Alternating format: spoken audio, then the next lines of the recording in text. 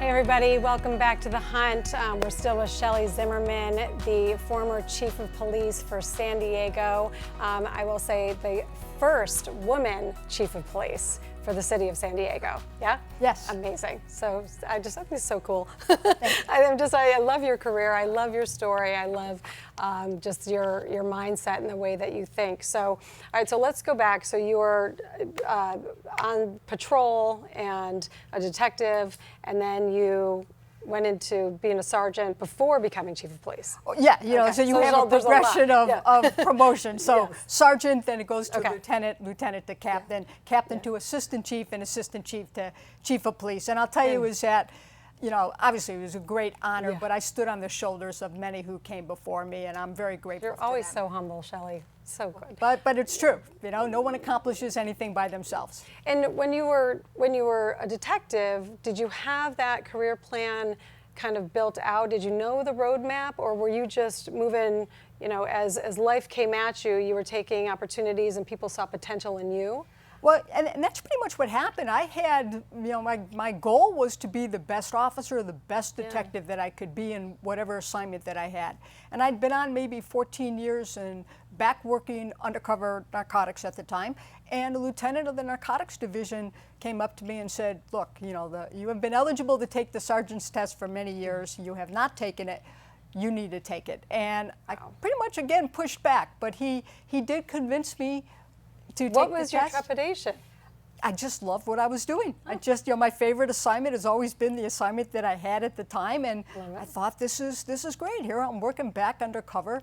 I believe making our city safer. And but what he said to convince me was so true, and that was, he said, when I see you look and talk with other officers, you take them under your wing and you help teach them how to work a surveillance, or to work undercover, or to write a search warrant. You're a natural leader, a natural teacher. But I enjoyed that, and I very much enjoyed that, and I started thinking about that, and he said, look how much more influence that you can have. You become a sergeant, you'll have a squad of officers, and you could show them, how we do it here with community policing and everything else. And I took the test. Next thing, I had the interview. Next thing you know, I'm a sergeant with a squad of officers back working patrol. Amazing. So let's just fast forward to where we are now, and there's been a lot in the news just around diversity and inclusion, and the Me Too movement and all those kinds of things.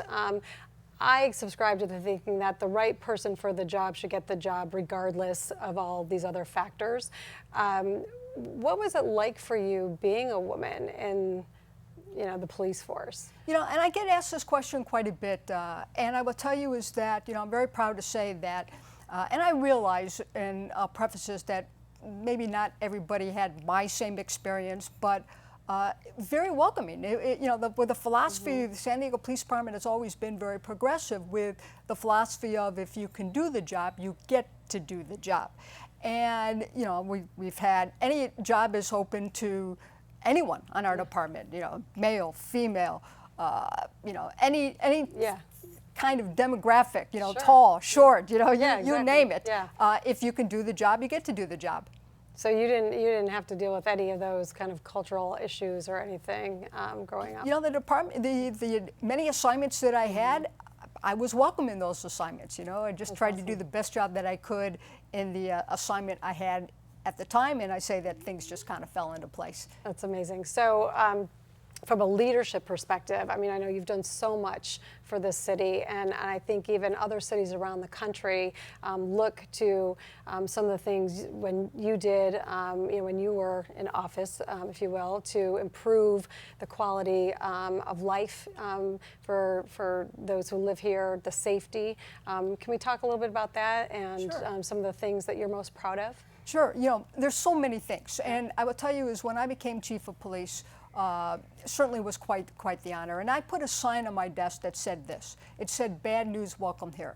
And I believe as a leader of an organization, could be chief of police or any organization, that you need to create a culture where your employees feel comfortable to tell you things that may not be working the way they should, or how to improve. And what was a best practice years ago is likely not today, and what is regarded as a best practice today is likely not going to be years from now. And so to create that culture of inclusiveness, because I will tell you, as far as I'm concerned, your most important resource is your personnel.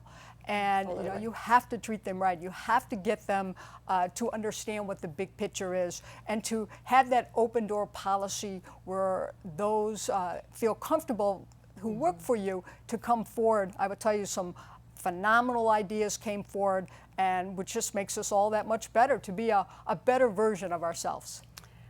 Absolutely. I mean, I'm just thinking about it from even a business perspective. It's like if you're serving your personnel, your employees, then they're going to do a better job, be more engaged, more productive. So, I mean, it's such great thinking, I think, to have, especially in an environment, you know, like that. It's servant leadership. It's servant leadership, absolutely, hands down.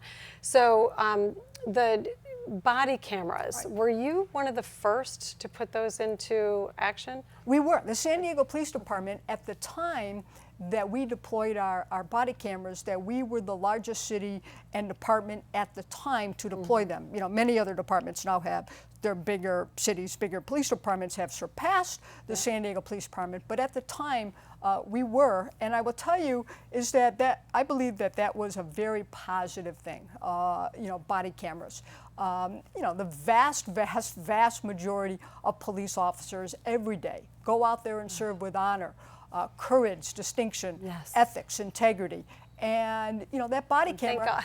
Thank God. Yeah, and that body camera has shown that, you know, the positive work that police officers do. So was everybody an advocate for that, or did you have to fight for it? And when do you turn them on? When do you turn them off? How does it work? Well, and I'll tell you, you know, there was some pushback, of course. You know, There's always one. Yeah, not everybody was an advocate for it, both inside and outside of of the department at the time.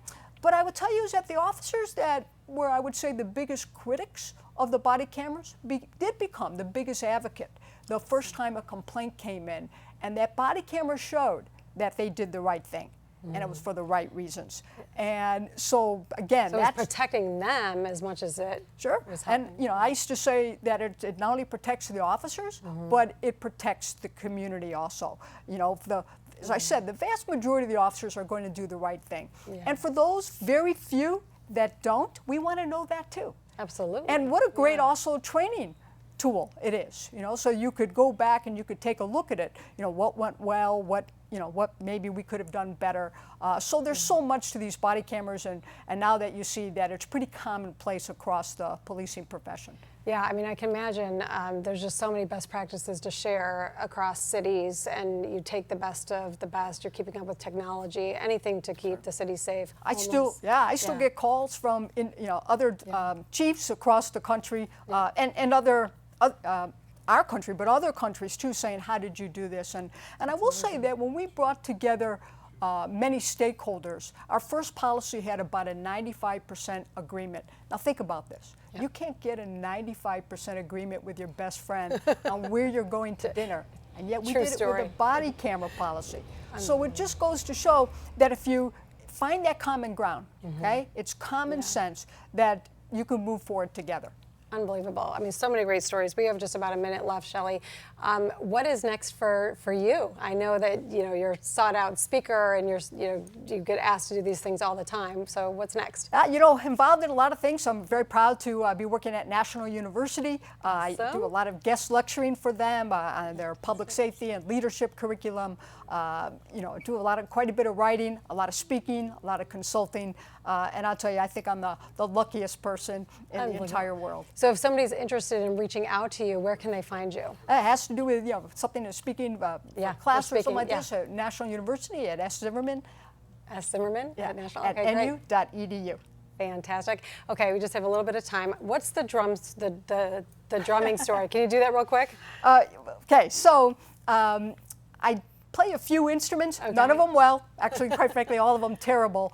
But drums is one of the instruments, and I would get asked kind of as a joke as I would show up to these different events, community events or fundraising events, and someone would say, hey, Chief, you know what, if you go and play some drums, not knowing that I could play a little bit, maybe we could raise some money. And I went, sure, I'll be happy to do it. And next thing you know, I'm out there playing with the band and we're raising money. So come on, kind of fun.